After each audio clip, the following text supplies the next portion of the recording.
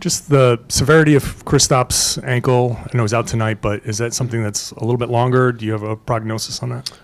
No, I don't, but I don't expect it to be long at all.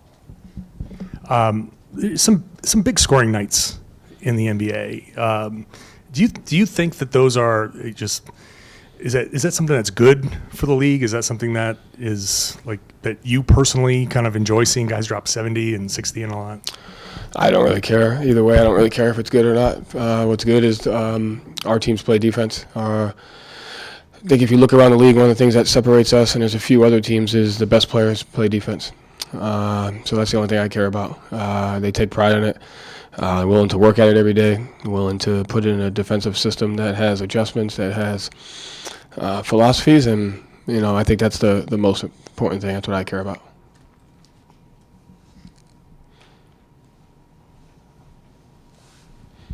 Hey, Coach, what, if any, impact does Porzingis being out affect you offensively from a three-point shooting standpoint?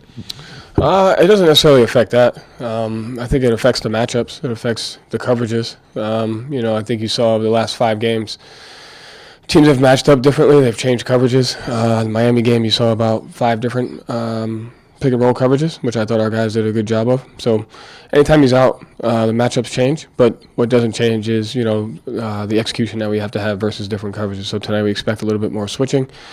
So we just got to play faster. We got to create space, and just have to go to a different play call frequency. So I think that's the thing that is really interesting about our team. With these back-to-backs and some games, guys being out, as we've been able to go to different stuff versus different lineups and different coverages. And I think we're growing in that area as a team.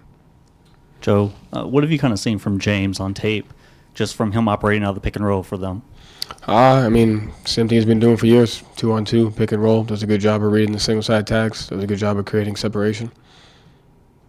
Joe, in terms of the margins, you talked about that a lot in the Miami game. You guys got to the free throw line 20 times that night. Overall, in terms of those margins, where does the free throw attempts kind of rank for you? And, how do you kind of emphasize getting to the line more often?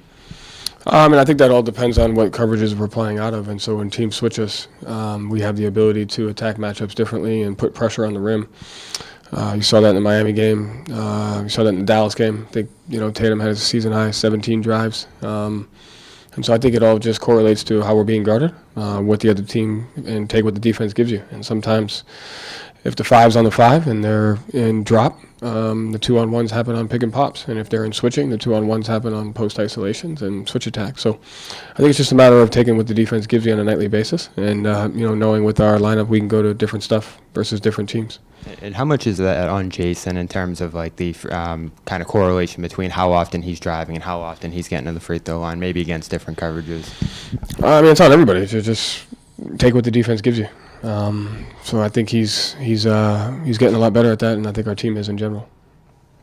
So when Luka's going off, most of us go turn it on. We want to see what's happening. When you find out someone's having a big game, do you turn it on, or you're just I'm going to watch a town and we'll just see them film tomorrow? I definitely don't turn it on. To me, I think that's just the emotion of the society today. Is like, oh my God, he's scoring 70 points. Well, you go back and look at him, and you dissect. Not just that, just in general. If you see a 50 or 70 point game, you dissect how they happened. And there will be times where I'll go back the next day and watch him and say, okay, that's controllable. That's controllable.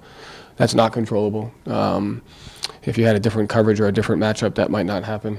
That's controllable, that's not controllable. So I think that's part of how we base our defensive system is we do go back and watch a ton of those possessions and figure out what's schematic, what's matchup, what's caused by a scheme, what's caused by a matchup, and what's caused by what you can control. And what was the last game that you actually put on and just watch because you're like, this is a great game? I don't watch a ton of NBA games.